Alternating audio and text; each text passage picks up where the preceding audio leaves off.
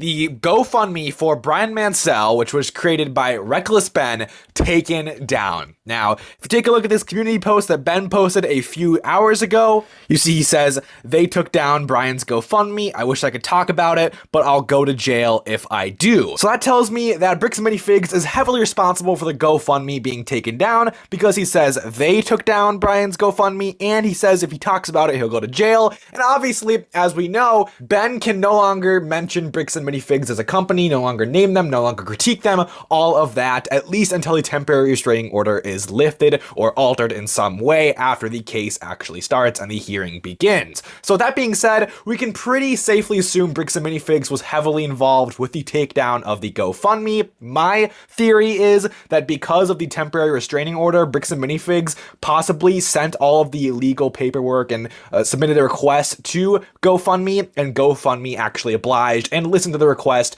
and took down the whole campaign. Now, at this current point, it is still unclear if the funds are going to be lost forever, who's going to get them, where they're going to go, will they be refunded to everyone who donated, is Reckless Ben going to get them so he can help Brian Mansell and help pay for the legal costs, what is actually going to happen with those funds? And I'm not entirely sure, but I really hope those funds are not lost. Most cases, I think if a GoFundMe fails for whatever reason, then the donations are paid back or refunded to everyone who made a donation. But I can also see a case happening in this lawsuit where somehow Bricks and Minifigs or the court, one or the other, they actually get to take the almost $450,000 that was raised from this GoFundMe. Now, I'm not a lawyer. I'm not going to say, how that could happen. I don't know, but I have heard that's a possibility in this case. So if it truly is, that is really terrifying and honestly horrible. But either way, this GoFundMe being taken down and the fact that this money could be lost forever is insane, because it means at this point, Bricks and Minifigs has allegedly stolen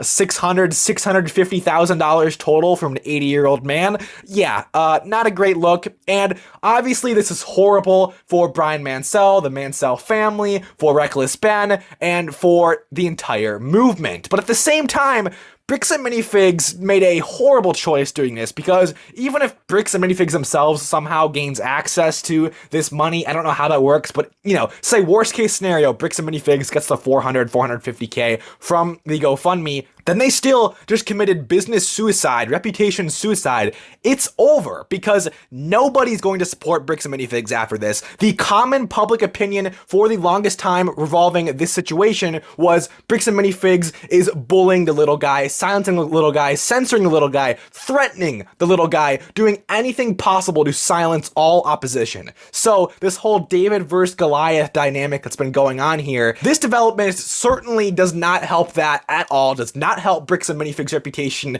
So I think at this point, they must just be accepting that their reputation is cooked and doing anything they can to recoup costs on their end and hurt the opposition as much as possible, because as far as public opinion goes, they've already lost, and this move is just, the audacity is insane. And I think Bricks and Minifigs, I thought Bricks and Minifigs was cooked forever before this, the reputation is done, but after this, it's somehow even worse. I mean, at this rate, tomorrow we're going to hear, even worse things that happen, and we're going to hate Bricks and Minifigs even more. It's like every single day, the CEO, Eamon McNeff, or someone at Bricks and Minifigs does something insane, and it's just like, you didn't think you could hate them as a company even more, but somehow you do, and now I definitely do. And I just gotta say, if GoFundMe had a choice in this and obliged and actually listened to Bricks and Minifigs trying to take down the GoFundMe, it really shows you the contrast between a company like Patreon, where the CEO of Patreon rejected the takedown request,